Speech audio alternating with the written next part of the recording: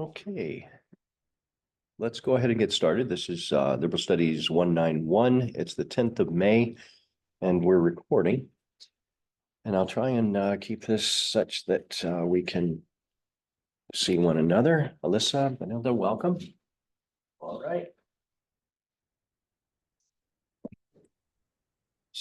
So, as I said, I'll go ahead and record this so that we can share it with others. Thank you guys for being here, and thank you for, are any of you concerned about safety on campus? Did you have concerns? I didn't get any emails from anyone until late last night or yesterday. You guys are okay? All right. I think what I'd like to do is start the session with. Yeah, go ahead. Oh, Emma. Yep. Okay. What I'd like to do is start with maybe a short statement out of my own experience with these kinds of crises.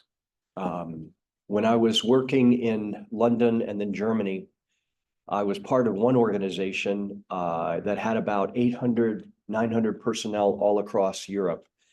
And this was during the Afghanistan and Iraq wars that America had, that Britain was involved in, Germany was involved in. And so there was ISIS threats and all kinds of things happening. And a lot of personnel for this organization were working with refugees, with asylum seekers. And so they were working with some of these populations that were fleeing these war zones. And so I was asked, along with a colleague, to do what they called hostage crisis training. And what they wanted us to do was to be able to represent the organization if we did have a hostage crisis somewhere in Europe.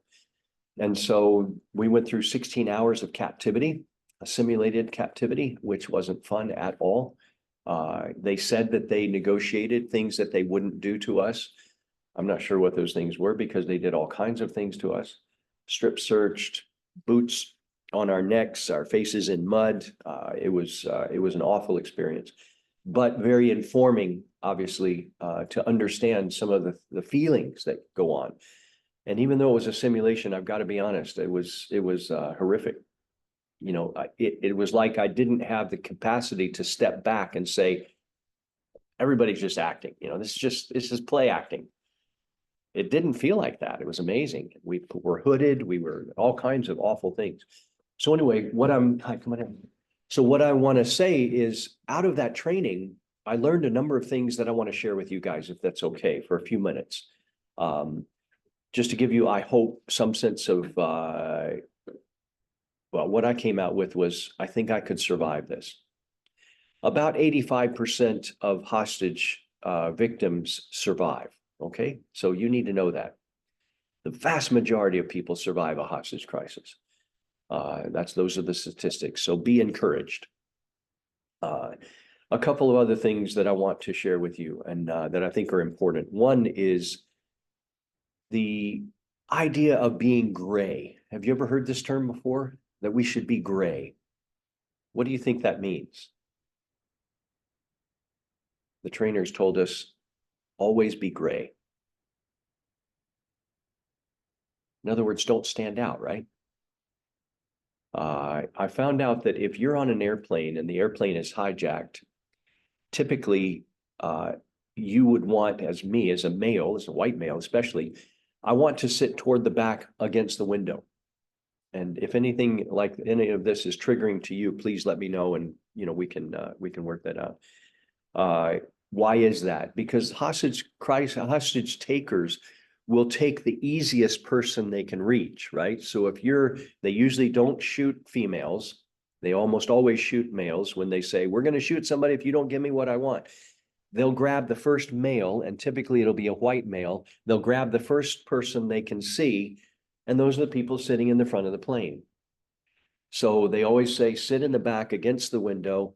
That's the first thing. Second thing, I would say, in any crisis situation, hostage crisis, don't look at the perpetrator. Don't look at the hostage taker, because they'll have to kill you because you can identify them. So you want to always look away, keep your head down and look away. And I'd like to show you something that they taught us that I think is hugely important. Please forgive me for being a little bit free, but I'm going to sort of lay down on this table. So what they do is if someone takes, well, let me just give you the story. I think it was the second day of our training, we were in this auditorium. It was in a cabin in like a large, long cabin, like a city hall kind of thing, meeting hall in Idaho, up in the sticks. And it was a log structure with about seats for about 40 or 50 people. We were in there, they were training. And all of a sudden, I grew up in Vietnam. I heard the pop, pop, pop of an M16, right? An AR-15. So my reaction, I heard it in the back of the room. My reaction was to hit the floor, right? I grew up in Vietnam during the Vietnam War. I know exactly what to do. So I start going, I'm sitting in my seat and I start moving down to the floor. And I look at my colleague as I'm going down. What's my colleague doing? He's turning around to see what's going on, right? And as I went down, I remember shoving my hand out and grabbing him by the neck and pulling him down with me. And we laid there. And when, the simulation was over, they said, well, about 90% of you are now dead. And everybody's like, why? And 90% of the group didn't hit the floor. They turned around to see what was going on. And it made me realize when I was in, Barbara and I, our first job together, we've been married about 9 months. We moved to the Philippines, as you know, right, in Mindanao. Mindanao in that time had clashes between the Communist Party's New People's Army, the Muslim Defense Force, which was fighting for independence for Muslim peoples in Mindanao. They had the Civil Home Defense Force, which was kind of a homegrown militia, and then the Philippine Marines. Now, the Marines almost never came to our province. So all these guys were like cat and mouse fighting each other. And I remember I think it was our second or third night in our house, our place where we were staying on that northeast coast of Mindanao. All of a sudden I heard boom, boom, 2 grenades went off and then pow, pow, pow, pow, pow, M16s. What did I do? I'm in bed, it's 2 in the morning. Well, I roll off the bed, hit the floor under the bed, right? Holding my head. Because rounds are going everywhere, right? Then I suddenly realized I'm under the bed by myself. And I thought, wait, I'm married. It's only been 9 months. I'm not used to this. Where's Barbara? Why isn't she here, right? So I roll out from under the bed. I look around. Where's Barbara? She's at the window, looking out. What's going on? Stephen, what's happening? What's happening? And I grabbed her and I pulled her down and I said, Barbara, these rounds are going everywhere. When I was a kid, I was probably about 12. Maybe 13, 14. We were in our house on a balcony and it was cool out on the balcony. We were sitting out there. And all of a sudden there were some rounds that were fired from somewhere. An AK-47. There's a chink, chink, chink that happens when an AK-47 fires. And I knew that was the North Vietnamese or the Communist army and the Viet Cong. And all of a sudden there was a splat right above our heads. And a round hit the building, our house, right above our heads. And we're all back in our rooms under our beds. So all of that's my experience, right? That's my experience. So what I'm trying to say is we had this experience. They said 90% of you are dead. So what do you do when someone comes in and begins firing or starts threatening you? You hit the ground, you don't look at them. And if they are there to rob you, which is probably more likely than other things, right? Then you just comply. You give them what they want, right? You want to give them your wallet, not your life, right? Makes sense. So how do you do that? So I hope you guys can see on, I think so. What we do is you hit the floor, right? And you lay on the floor with your head covered, right? You're not looking up. You're not giving any indication that you know who that is or you want to know. I don't want to know. But while you're on the floor, you're looking out of the corner of your eye. You're trying to see what is that person wearing, what kind of shoes, accents, any names that are given, what are they talking about, where might they be from. You're storing all this information away so that you can give it to the authorities later, right? Without looking at them. So you're sitting like this and you're just being calm, and they say, give us your wallets, your watches. How do you do that? Well, you reach back very, very slowly.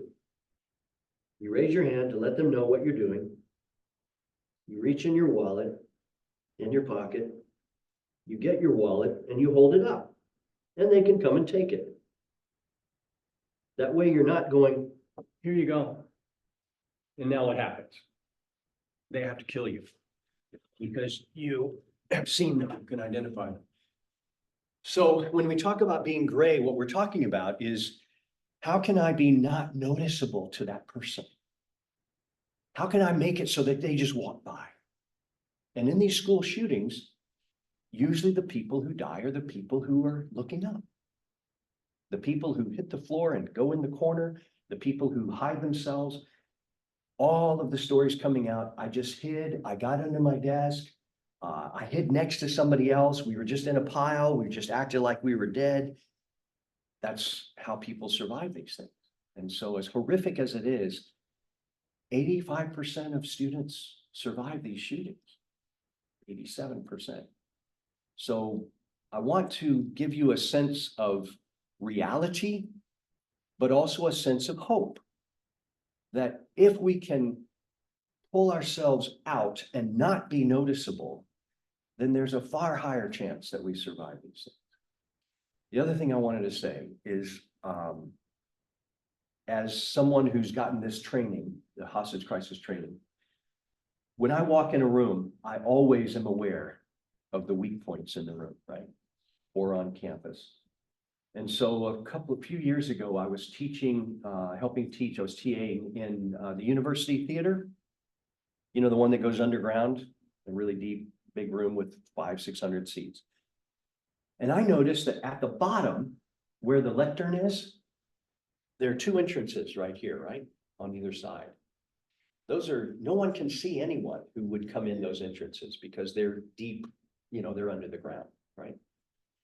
And so I went to the instructor. I said, how are we going to, you know, how would we deal with a situation, you know?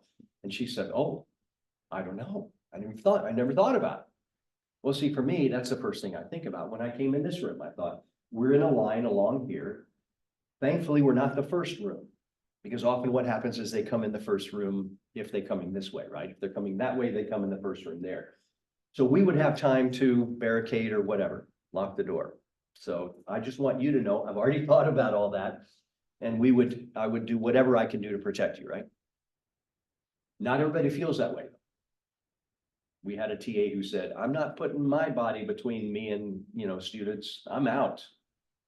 And I understand that. I get that, you know, we're not paid to protect you in that sort of way, right? To lay our lives down for you. Yeah, that's hard for me.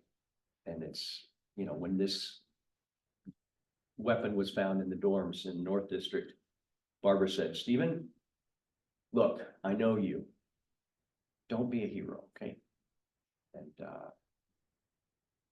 that's my tendency. But, you know, no, I don't get paid to be your protector.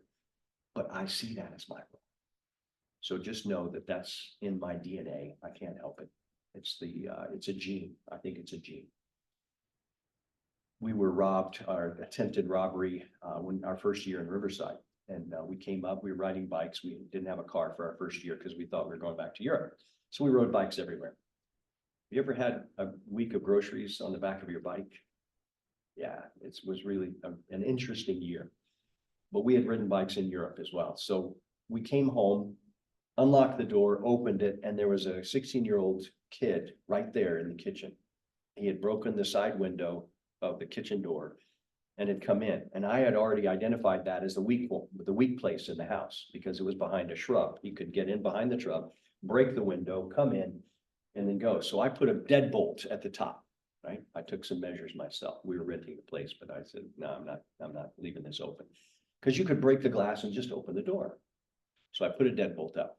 As soon as he saw us come in, he had climbed in the window and he ran to open the door, but I had this deadbolt, right? So he couldn't get it. He was trained He had opened the back sliding glass window, so he ran out. Well, what did Stephen do? Dial 911, right? No, stupid Stephen goes running after him. We jumped over 5 fences. And I finally caught him on the other side of one of the fences by the jacket. And I turned him around in his face. What are you doing in my house? And he said, oh, I thought it was my friends. And I was running away from these guys who were trying to get me. And my friend used to live there. I said, no way. And while we were shouting at each other, he wiggles out of his jacket. And so I'm left standing there with his jacket. And you know what my first thought was? He's taken all our passports because my daughter was with us. That would be 6 passports, American and British passports.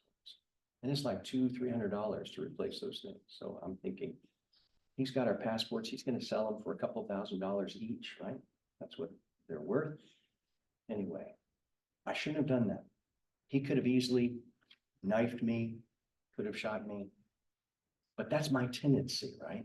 I don't know why, but that's my tendency. So what I'm saying is, as you walk across campus, I don't want you to walk across campus in fear, but we walk across campus aware, right? Aware of the surroundings, aware of what's going on, aware of any disturbances, aware of where are the weak points when I'm in a classroom.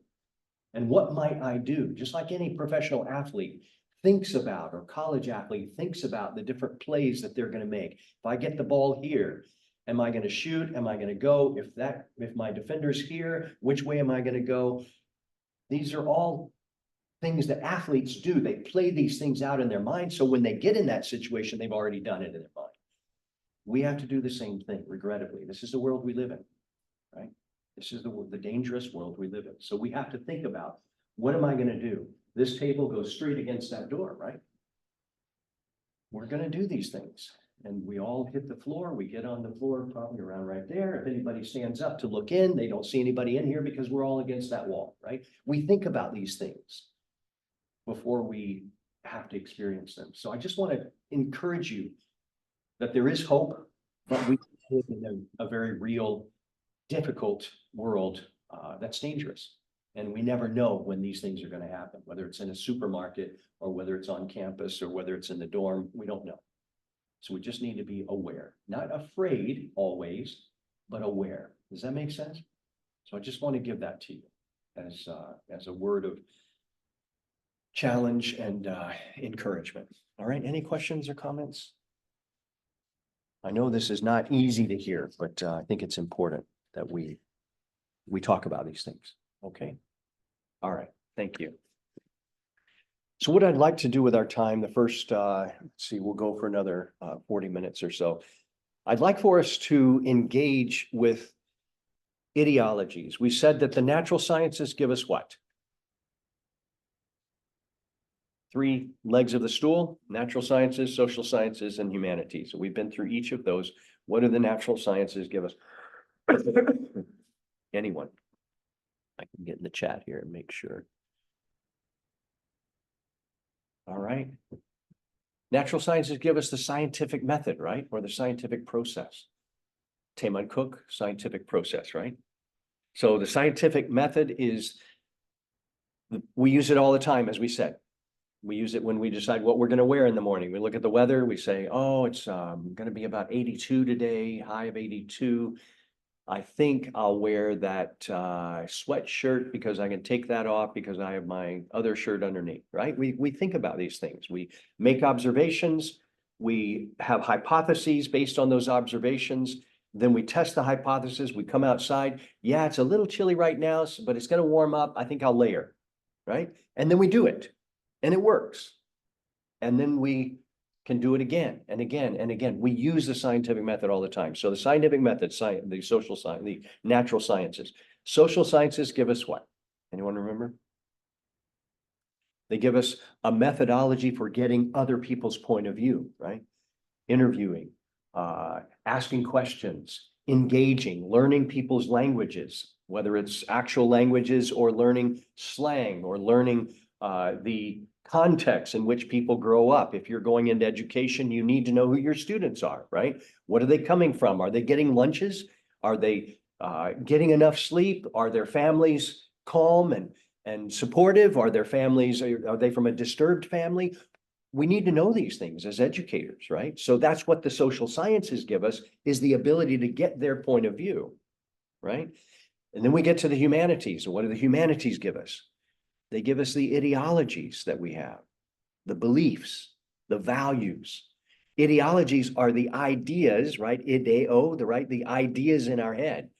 Those come as we're socialized in our families, in our environments, with our extended family, our aunties, our uncles, our grandparents. They're all inputting into us as we grow up, these social values, right? How do you live, in many of your cases, as a Mexican American in Southern California? There's certain values that you follow, certain beliefs that you have. And we live by those. And our behaviors are based on those values, right? And so the humanities help us to explore, where did my values come from? Are they still fit for purpose, right? Because in some cases, we may grow up with certain values from maybe one of the cultures that we come in, and we realize those values don't really work. Come on in. Those values don't really work anymore for me. Or I don't believe that anymore. I don't think that's serving me well. And so we question, we deconstruct, and we question our values, and we should always evaluating, are my values, are my beliefs, are my behaviors still fit for purpose? And so this is what the humanities allows us to do. So what I'm doing now, last session, we talked about ideologies in context, and we talked about gender, right? This week, we'll look at ideologies, excuse me, ideologies in context, and we're looking at race. And so this is going to be a little bit of a hard session in some respects, but bear with me. And those of you online, if you don't mind, go ahead and get in Canvas and work through the course materials with me, if you don't mind. So race. How can we change, the racism climate in America? How is it that in 2024, we still have race issues, right? Why is that? Well, if we look back at ideologies, we can see why. There's certain values that still exist in America. Certain values about who's first-class citizen and who's second-class citizen, right? Certain values about people of color. Certain values about people who have an immigrant background. They still exist, these values that place people in othered positions. You're the other. It's me against you. You're taking my job, right? You hear this rhetoric. Those people are taking our jobs. Those people are skiving off the system. They're on welfare and they're taking my tax money, right? You hear these negative comments about immigrants in particular. Or we hear negative comments about one race or another. When COVID happened and we find out, oh, maybe it was originating in China, in Wuhan, right? That's where the first people were who had COVID. So now we call it a Chinese problem. And then what happens to Chinese background people in America? Or any Asian looking person in America? Well, people start beating them, right? Why? How can we be here in 2024, right? It's because values are perpetuated generation on generation. Ideologies, ideas are perpetuated generation on generation. So how do we interrupt that? Well, this is what we're trying to do today. We're going to try and do this today. So, excuse me. We asked the question, how did we get to a place as a society in which race has become such a defining factor in so many aspects of our lives? And then we ask, how can the climate, the racism climate in our society be changed? So I want you to, I hope this works, I want you to hear from Muhammad Ali. Anyone know Muhammad Ali? Yeah, okay. I think what I'm going to do, let's put this up. He had a sense of humor, and I want you to hear that. Here we go. Nope, sorry. That's my mother. How come everything is white? Why is the Lord suffering all white men? Angels are white, Hope and Mary and even the angels. I said, Mother, when we die, do we go to heaven? She said, naturally, we go to heaven. I said, well, what happened to all the black angels they took the pictures? And the angel fruit cake was the white cake, and the devil fruit cake was the chocolate cake. I said, Mama, how's everything white? I always wondered, and the president lived in the White House. And Mary had a little lamb, his feet as white as snow, and Snow White, and everything was white. Santa Claus was white, and everything bad was black. The little ugly duckling was a black duck, and the black cat was the bad luck. And if I threaten you, I'm gonna blackmail you. I said, Mama, why they call it white mail? They lied too. I was always curious, and then this is when I knew something was wrong. Okay, right? Right? These things are deep in our culture, deep set in our culture. Muhammad Ali hits the nail on the head. Why is everything white?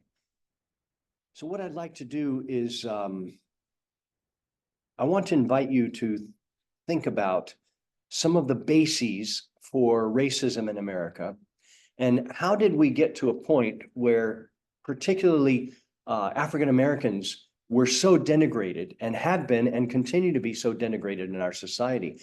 And so I want to give you this argument. All right, I'm going to show you Friedrich Hoffman's piece. This is a piece that Friedrich Hoffman wrote in the late 1800s, around 1898. Right before, and this piece was used, let me get it twice and go to, there we go, race traits. Hold on just a moment. Books. Here we go. That. Sorry. Here we go. Publication of the American Economic Association, Volume 6. And this is called Race Traits of the American Negro. This is the, I thought it was going to be the title page. There it is. Here we go. No, sorry, this is a different facsimile. Sorry. Anyway, it's called Race Traits of the American Negro. And what the piece does is Friedrich Hoffman was an insurance guy. So he looked at risk. Should we insure people? Should we not insure people? Are they a good bet or are they not a good bet?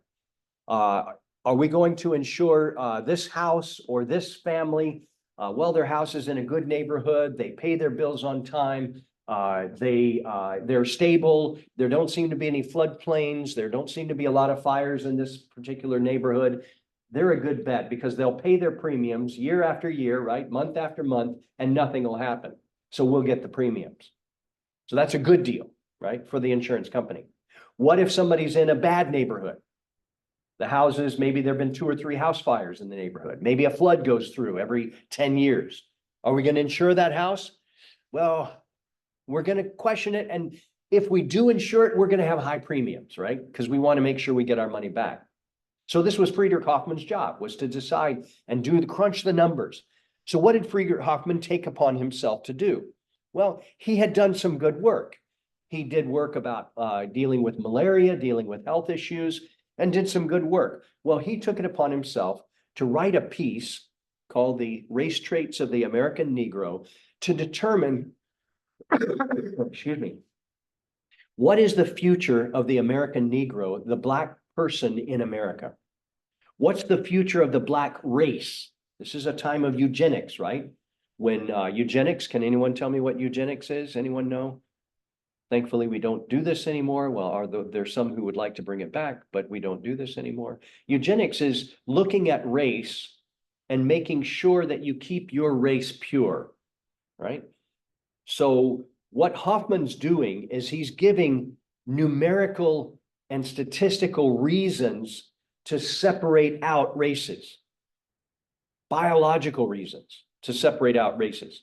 Now, we know that there's no real major difference between the races. In fact, we're going to watch a short or film, part of a film, and you would find that there's more genetic difference between two fruit flies than there is between any human and another human. Let me say that again. There's more genetic difference between two fruit flies or two look-alike penguins. They're more different than the genetic code of two humans. The differences in humans are superficial. They're minute compared to differences in other species. And so, which is really quite phenomenal if you think about it, that we've been, Homo sapiens sapien has been on the planet for about 200 to 300,000 years. And in that time, there's only this tiny bit of variation. And you see it on our faces, our colors, the nose, the hair, all these things are tiny differences. And we base whole law codes on those differences, right? So what did Friedrich Hoffmann do? Well, he decided that he was going to look at the death rates, the infant mortality rate, the rate of mothers who die in childbirth, the education level. He was going to look at the infirmities, he called them, the diseases that African Americans get as opposed, or Negroes in those days get as opposed to white people. And what was his conclusion? Well, the numbers show that the death rate amongst African Americans in America in 1896, I think it was 98, at that time, the death rate and the age of death was far lower amongst Black people than white people. So Black people died earlier. The number of mothers who died in childbirth was far higher than white people. The education levels of Black people was far lower than that of white people.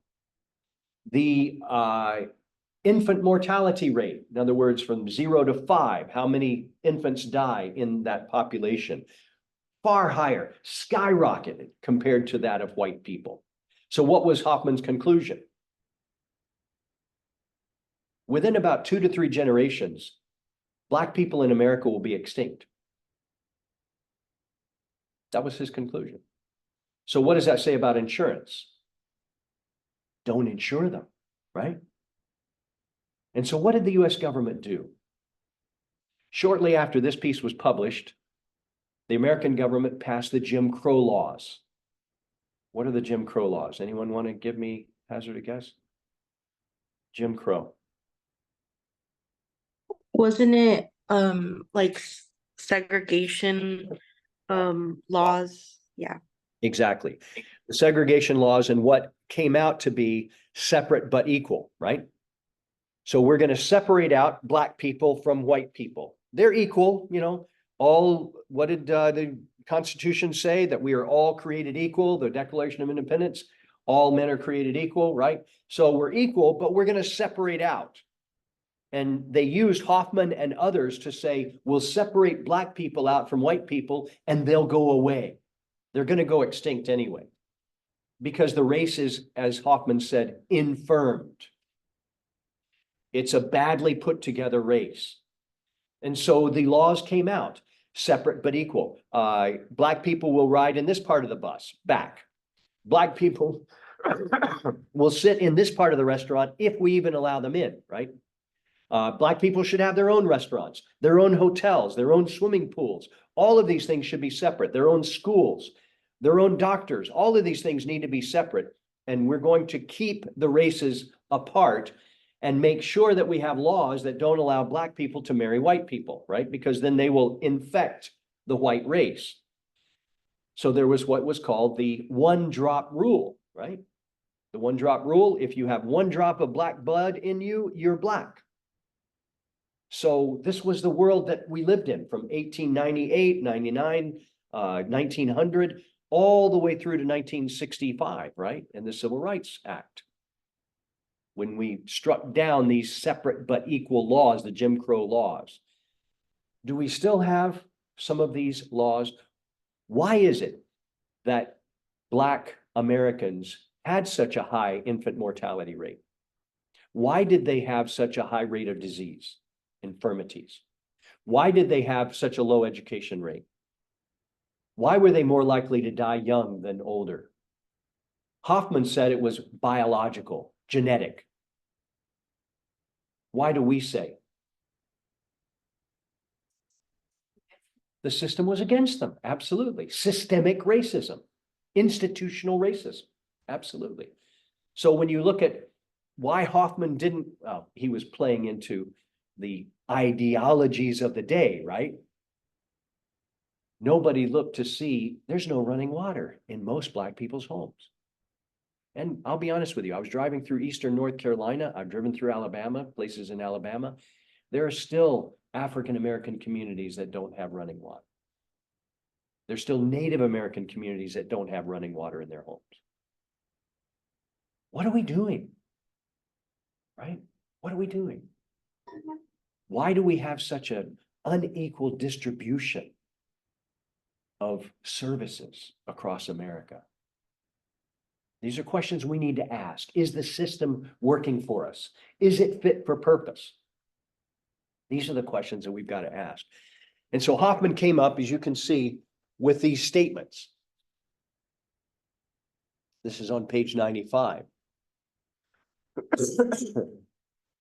The effect will be to increase the mortality by hereditary transmission of weak constitutions and to lower still further the rate of natural increase until the births fall below deaths and the gradual extinction results, right? A combination of these traits and tendencies must in the end cause the extinction of the race. That's page 176. 196. He said that the Ainos, being unable to affiliate more closely with the Japanese, are doomed to extinction. Talks about the superior Japanese race as opposed to the Ainos, which was a minority. In which matters will be worse than they are now, when diseases will be more destructive, vital resistance still lower, when the number of births will fall below the deaths, and gradual extinction of the race take place. Neither religion, conversion, right, nor education, nor higher degree of economic well-being have been able to raise the race from where they are now, page 312. We can go on.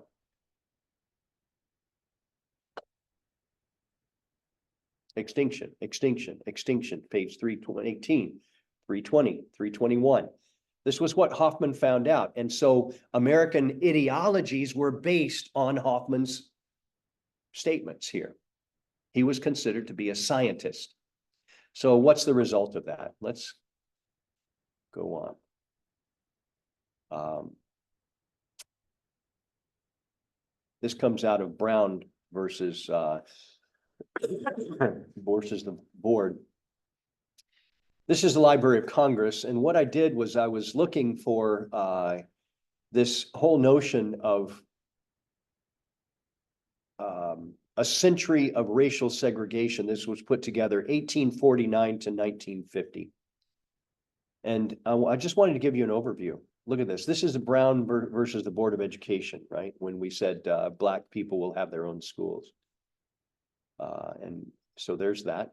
Imprisoned for teaching free Blacks. This is Margaret Crittenden Douglas.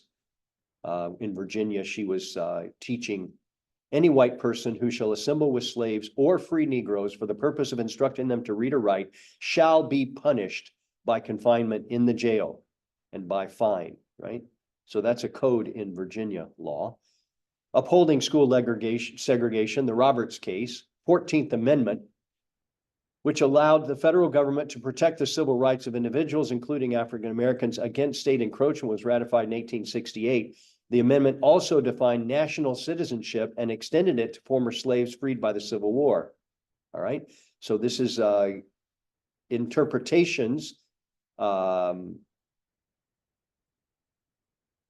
It showed, this is the positive, it showed just what we need. Said it showed that the American people do not intend to give up all that they have gained by the war. This was Stephen Field, right? So positive, this was the 14th Amendment that gave citizenship to African Americans freed slaves after the Civil War. Plessy versus Ferguson. By the time Homer Plessy and Octoroon, 1/8 Negro blood, we use those terms anymore? Octoroon, really? Yeah.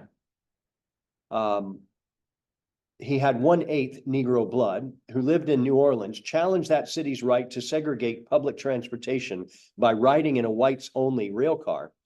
Constitutional amendments passed after the Civil War had written to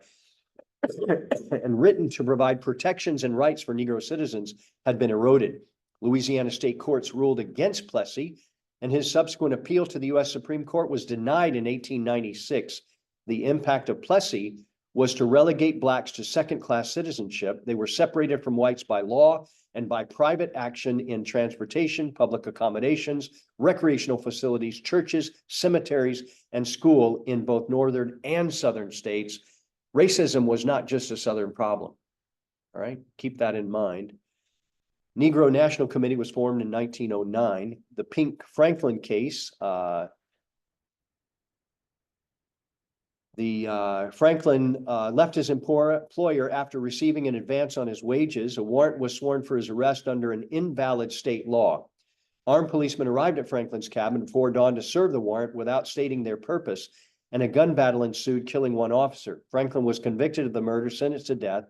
The NAACP, which had recently been formed, interceded, and Franklin's sentence was commuted to life imprisonment. Eventually, he was set free in 1919. In this letter to Mary White Ovington, Albert Pillsbury, an attorney and NAACP supporter, recommends the appeal to South Carolina Governor Martin Ansell. You can see Buchanan versus Worley, separate but unequal, right? The 1896 court ruling in Plessy versus Ferguson ushered in an era of separate but equal facilities and treatment for blacks and whites. In the area of education, it was felt that children of former slaves would be better served if they attended their own schools and in their own communities. These images of schools for black students show that facilities were separate but never equal. Chief Strategist Charles Houston. I'll let you go ahead and read the rest of this. The NAACP legal team, 1933, prominent NAACP lawyer. NAACP, the National Association, what is it? For Colored People, right? Chairman of the National Committee, the legal committee. National Association for the Advancement of Colored People. Murray versus Maryland, 1936. Garland Fund, Marigold Report. Campaign Against Discrimination in Education. What we're seeing here is over and over and over these attempts to redress the problems of racism in our society. This is a century of attempts to understand how are we going to live as an American, multicultural, multiracial society. And this is what I want you to see. We've been struggling with this for 100 years and now more. Right? This was to 1950. Just keeps coming. So let's watch a film. I want to start the film. Actually, maybe we'll take a bit of a break and then come back and watch this film. Race, the Power of an Illusion. And then I want to come back to you. All right.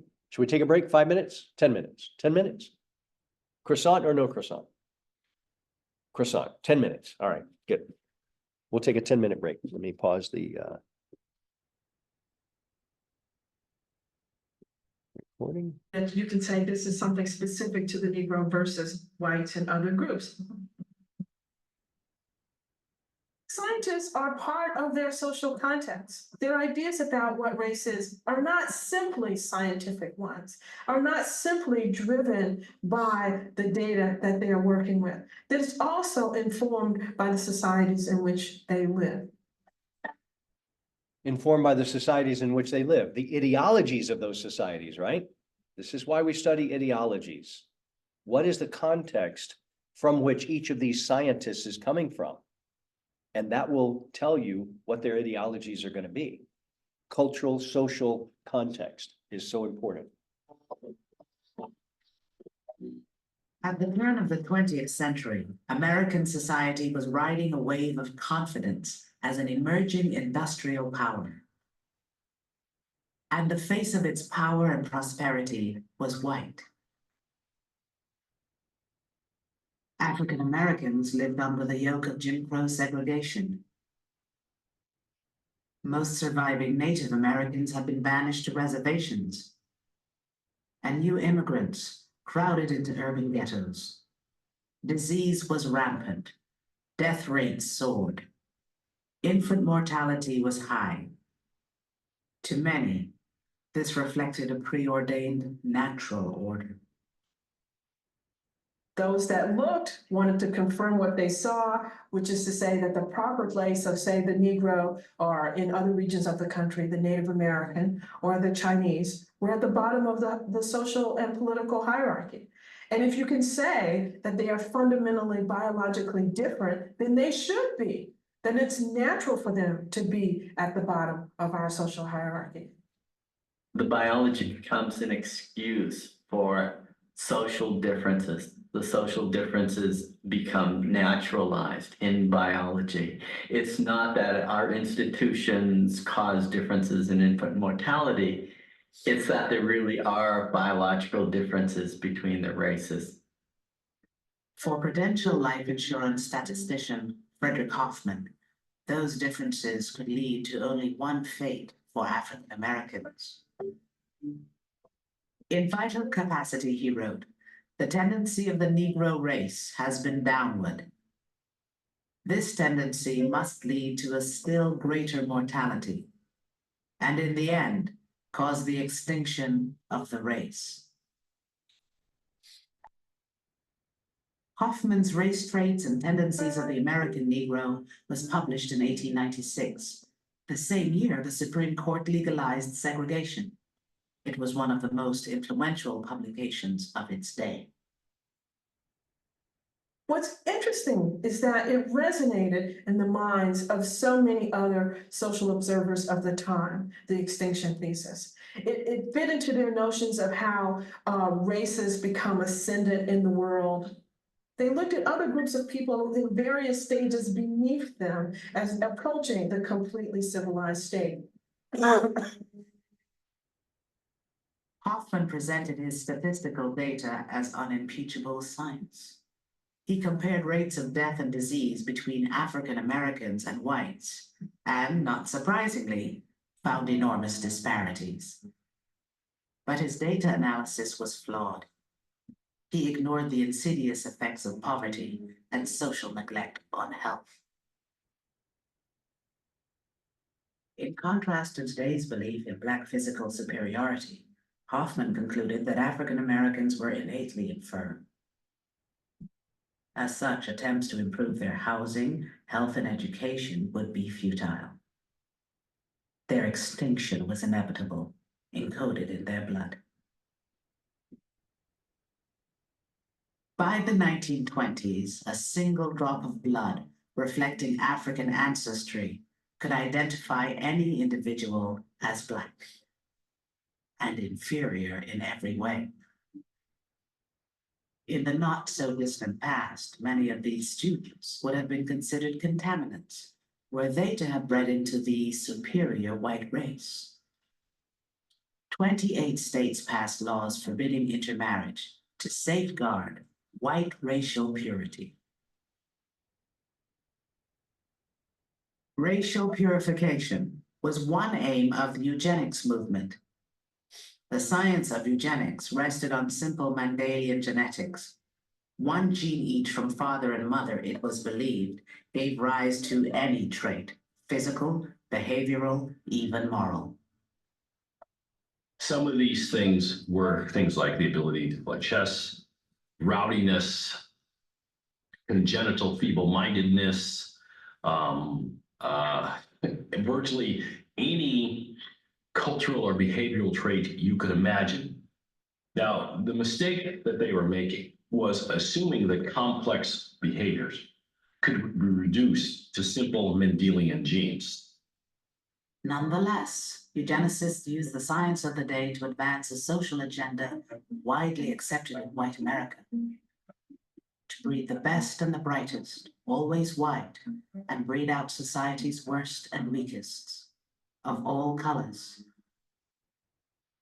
There's a lot of concern about race mixing. You don't want a superior race, a race with great qualities of intellect and achievement, and musical genius and these kinds of things to mix with a race on a lower stage of civilization that has fewer of these characteristics, because that again would bring down the level of those characteristics and what you want to have for your civilization. What you did not want for your civilization was found in the Blue Hills of Virginia. Mongrel Virginians, mixed race, unclassifiable, and worse, able to pass for white, circumvent segregation laws, and breed into the white race. They were called the Wind Tribe for their white, Indian, and Negro ancestry.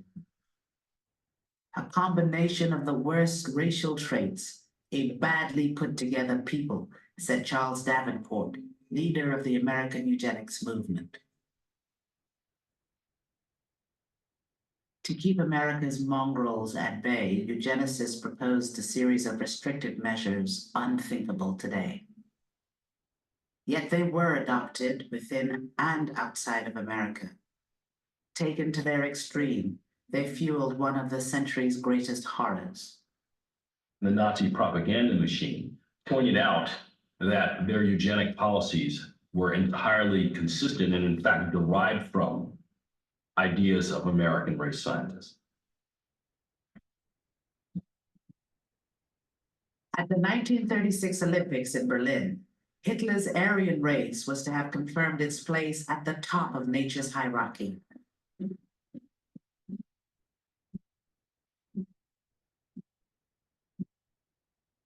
But the star of the games would shatter those expectations. Games on. Semi-final here, that's 40 times to the blinding speed of Jesse Owens, cracking the world record in 2:10.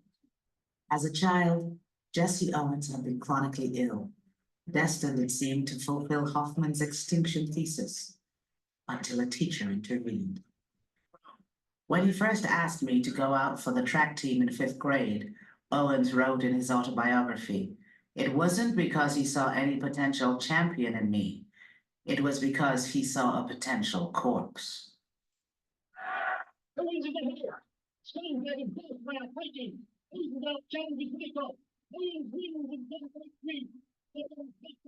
How could a society steeped in the science of racial inferiority reconcile itself to Owens' 4 gold medals? By conceding innate athletic superiority to African Americans while denying them so-called civilized capacities. In the words of American team coach Dean Cromwell, the Negro athlete excelled because he was closer to the primitive. It was not so long ago that his ability to sprint and jump was a life and death matter to him in the jungle.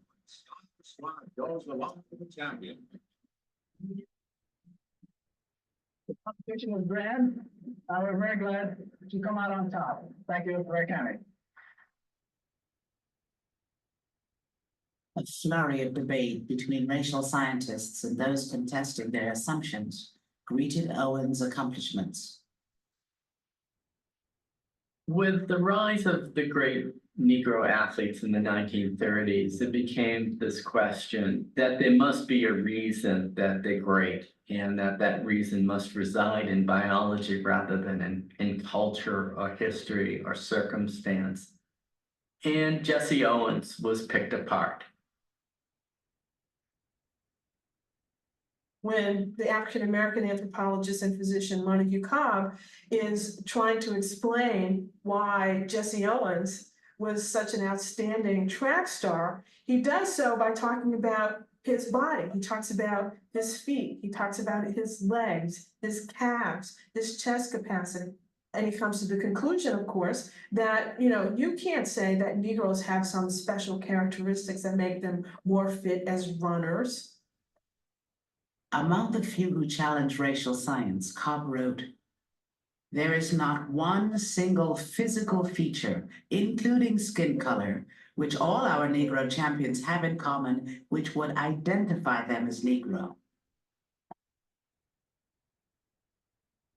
But what marker would identify them as Negro in the first place? Jackie is Asian. Noah as white. Gorgeous as black. Think about race and its universality. Where is your measurement device? There is no way to measure race. We sometimes do it by skin color. Other people may do it by hair texture.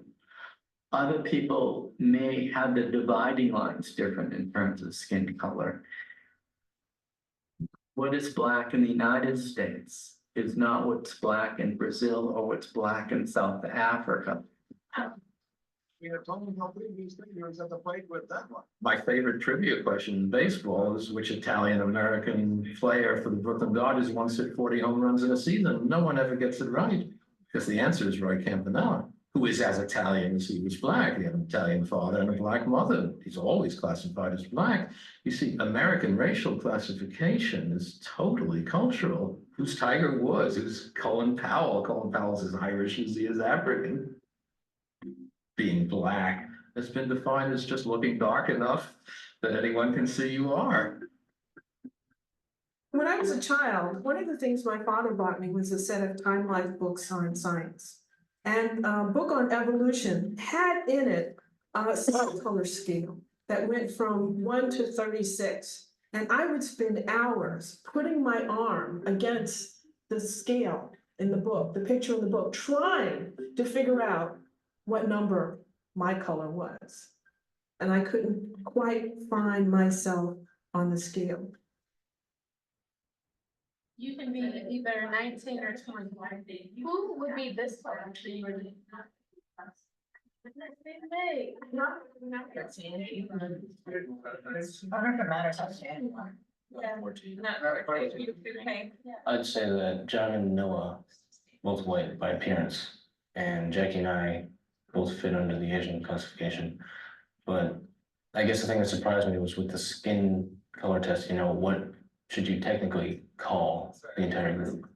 I would never know all their skin colors are so similar. Exactly. Should you call them 11 to 15? It's something that I've taken for granted. It's something. Call them all white, or should you call them 11 to 15? You know? Wow, maybe lighter than those. White. Would I trade my skin color?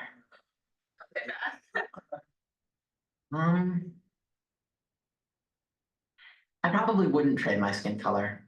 It's something that I've taken for granted. It's also a privilege, I guess. I think 13 is closer. 13 is closer. Wow, so like all 13. There's no profit in denying it, that that there is a certain advantage to being white. Yeah. We all have the same 35,000 or so genes, but over time, mutations cause variations in our DNA. Today, some genes, like those for skin color, come in different forms. In a few genes that control the colors of melanin in our skin, different alleles, different mutations occurred that were positively selected, so that many of us with very light skin lost the capacity to make dark melanin. Dark melanin blocks out some ultraviolet light and is found where sunlight is intense. Lighter melanin is found where sunlight is less intense. Scientists debate why this is. One hypothesis is that it happened because sunlight is essential to have adequate vitamin D. In northern latitudes with very little light during the winter, one needed every bit of light that one could capture in order to be able to have adequate active vitamin D. And children in particular would need to be able to absorb into their skin enough light to have vitamin D present to keep them healthy. The best way to understand the genetic differences that we find in human populations is that populations differ by distance. And it's a continuous change from one group to another. And one way we can look at this is use the example of skin color. If we were to only look at people in the tropics and people in Norway, we'd come to the conclusion that there's a group of people who have light skin, there's a group of people who have dark skin. But if we were to walk from the tropics to Norway, what we would see is a continuous change in skin tone.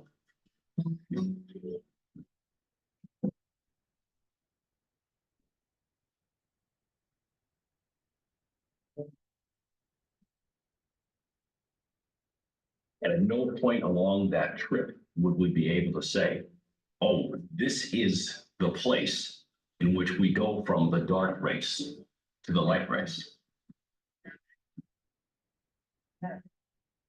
Human biological variation is so complex. I'm going to move us forward. Maybe move. There would be Environment, and And respects individuals choose to. I'm trying to find. Jamaican ancestors. Intelligence or Clearly it's 34. more complex traits like intelligence or athletic performance. We'll finish with this.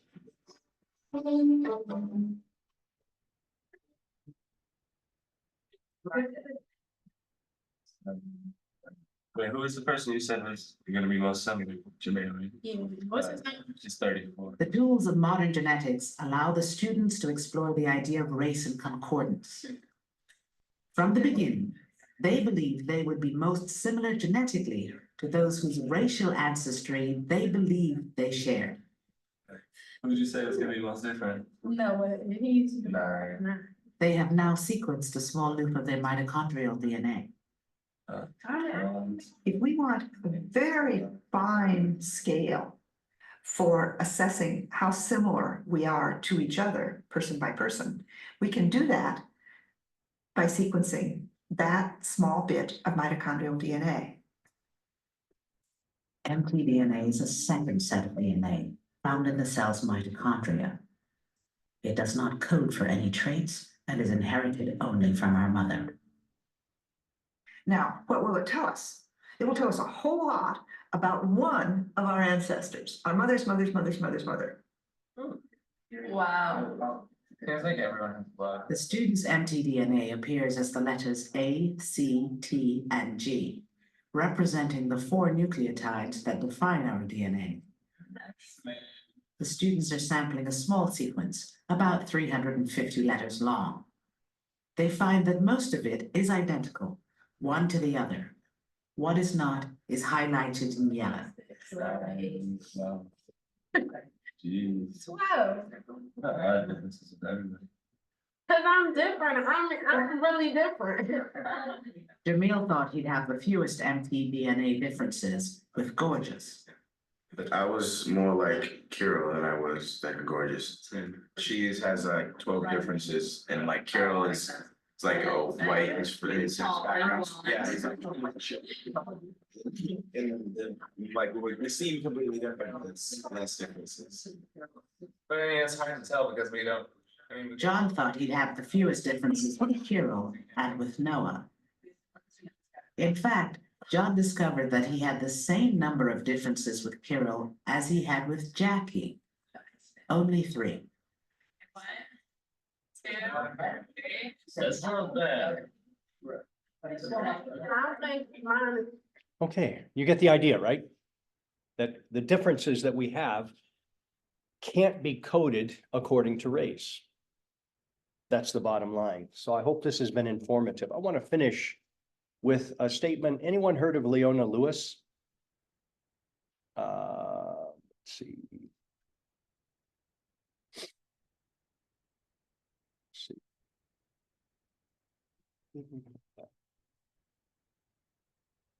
I'll find it. Anyone heard of Leona Lewis?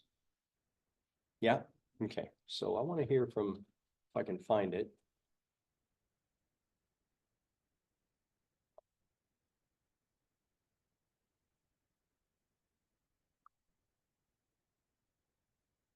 Music.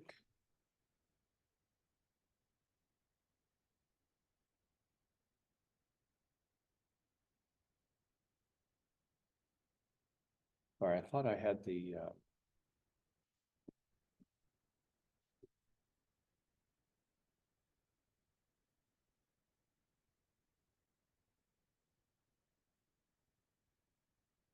this is it.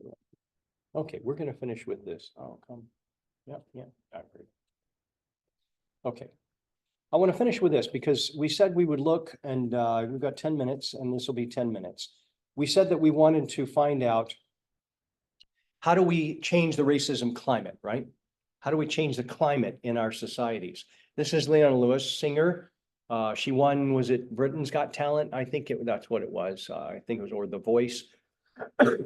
Became a recording star, has struggled since then, but has some really poignant things to say about race. And I want to let you hear these as we finish off and think about what is the role of each individual in our society in changing the race climate. Can it be legislative change? Can it be policy change? Does racism change from the top down? Does it change from the bottom up? How does it change? Well, Leona Lewis gives us some clues. Oh, come on. All right.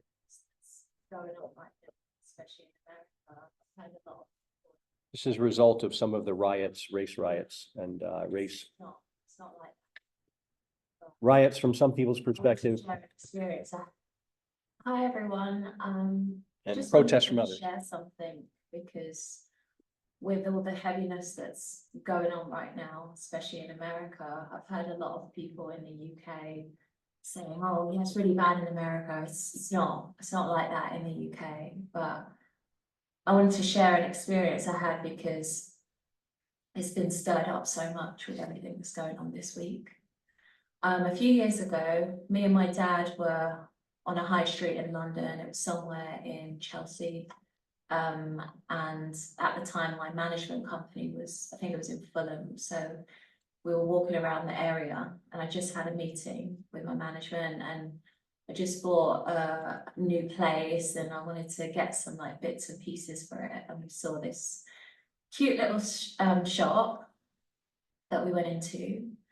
And we were looking around and there were other customers in there. I didn't realize at the time, but all of the customers were white. Me and my dad were the only black people in there. So we're looking around, picking up stuff as you usually do in a store. And I started to notice that the lady store owner was kind of hovering around and her vibe was just off. And eventually she came up to my dad and I and said, "You need to put that down. You need to put that stuff down. You're not allowed to touch it." And me and my dad were just confused. We looked around because every other person was picking stuff up, looking at it, you know. And I immediately knew what was happening. And I said to her, "Well, why? Everyone else is picking up stuff. Why do we have to put stuff down? And just looking at it, I'm going to probably buy it." She's like, "No, you just need to put it down now." And she became really confrontational with us. Now I could see people in the store, like I said, it was a lot of white people, and they were looking and kind of like whispering under their breaths, and they started leaving the store. And I became confrontational because obviously it sparked like this rage in me as to why we're being singled out and targeted. And I started saying, "No, I'm not putting it down. Like, I'm gonna buy it. Why are you targeting us?" And again, it became confrontational. So everyone in the store by that time was leaving and had left. Just kind of, you know, just kind of disgusted, and they left. So it was me, this woman, and my dad in the store. And now that everyone had left, she became really defensive, got really agitated and ran behind the counter and said, "I'm calling the police on you. You need to get out of my store now." And I just became so enraged. And I remember my dad, who is like the most lovable big black guy he was trying to calm me down. And I couldn't calm down. I was so angry. I knew what this woman was doing to us. But my dad has been in positions like this before. Same as me, but in a different way. And he, you know, he knew that I need to make myself smaller and I need to make myself, you know, calm and not be, and that just enraged me even more. Anyway, he managed to get me to leave the store, and I left and I sat in the car. Actually, before I left, I said, I'm going to call the police on you because you're discriminating against us. Anyway, I left and I sat in the car that was parked around the corner from the store, and I sat in there and I just sobbed, I absolutely sobbed. And my dad came out and he grabbed something from the car and then he went back into the store, and I was like, what is he grabbed a CD. I was like, what is he doing? It's my CD, my music CD. He went back into the store and he came out like 5 minutes later, and there was a knock on the window, and I was like, you know, like hyperventilating, so angry. And the woman was in the car, at the side of the car, and she knocked and she said, I'm so sorry. I'm so sorry. I didn't know who you were. And that just kind of, my heart kind of sank. And obviously, you know, I won the biggest show in the UK like a few years earlier. So she didn't recognize me because I'm just in my normal clothes, like I was in, you know, whatever, my normal clothes, just doing my thing, and she didn't recognize me. And I confronted her and said, you're racist, you're a racist. You targeted me and my dad. You wanted to throw us out of the store because of our color, like, you're racist. And she was kind of in denial. She was kind of like, I could just see her spinning.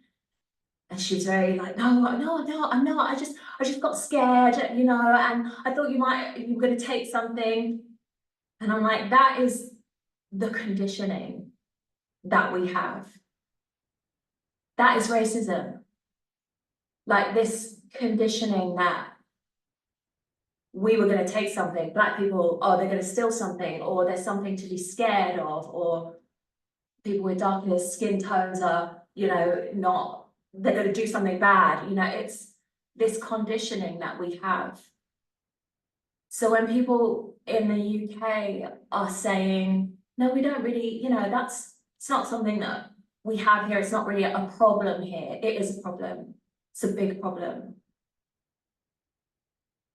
And, you know, I just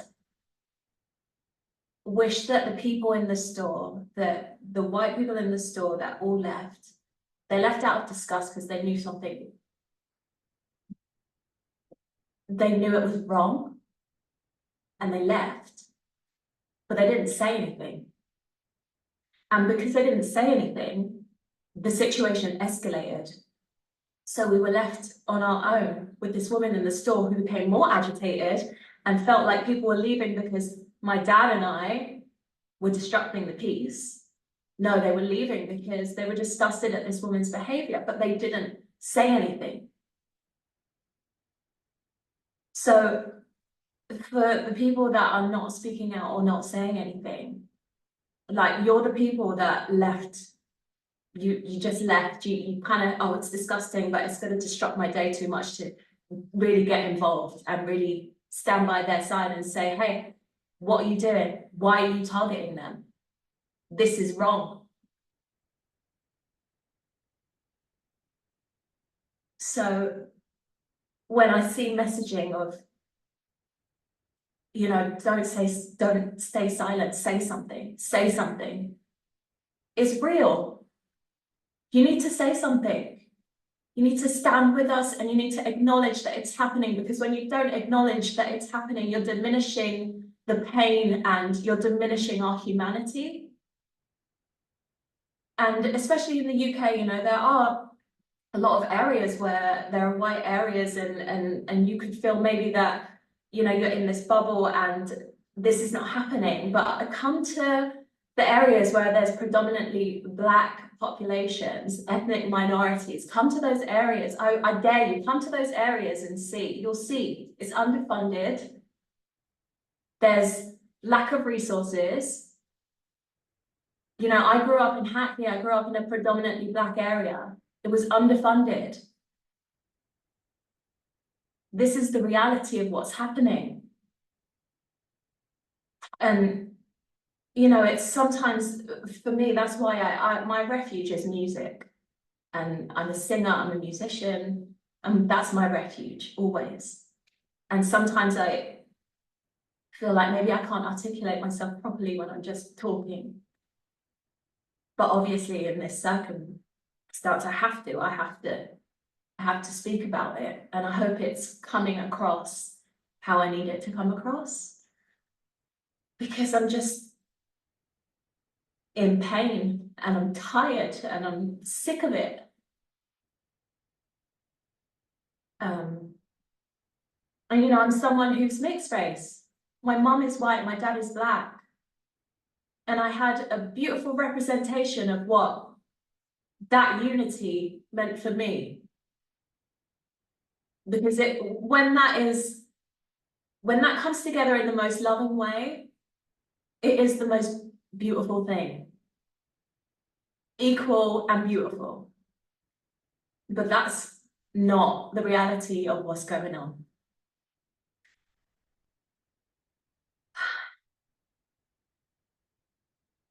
Yeah, so I just wanted to share that. Okay, so I borrowed 2 minutes from a time before, but I love what she talked about. We are conditioned, right, into our ideologies. The question is, can we look at them, evaluate them, and determine whether they're still fit for purpose, right? And many of them aren't, and we need to give them up and shift them and deconstruct. And so I leave that with you. The notion that we have to speak up, we who are part of society, when we see these things happening, whether it's on a bus or whether it's in a restaurant or wherever it might be, change happens typically not from the top down, not because it's legislated, it happens from the bottom up. And this is what Leona Lewis is saying. Okay, any questions or comments before we go? Next session, we will have a workshop on our presentations, okay? And I'll probably put something up in preparation for that. All right. Thank you, guys. Thanks so much. And please let me know if you're interested in presenting, okay? And we can work together on preparing that. You guys as well. Thanks for being here. Thank you, Professor. Thanks so much. Thanks, Manila. Have a good day. Thank you. Take care. Are you going to have office hours, right? Yes, I will be in office hours from 11:30 to 1:30. Okay, thank you. On the same Zoom link, okay? Thank you. All right, take care. Bye for now. Bye, thanks so much. Thanks for being here.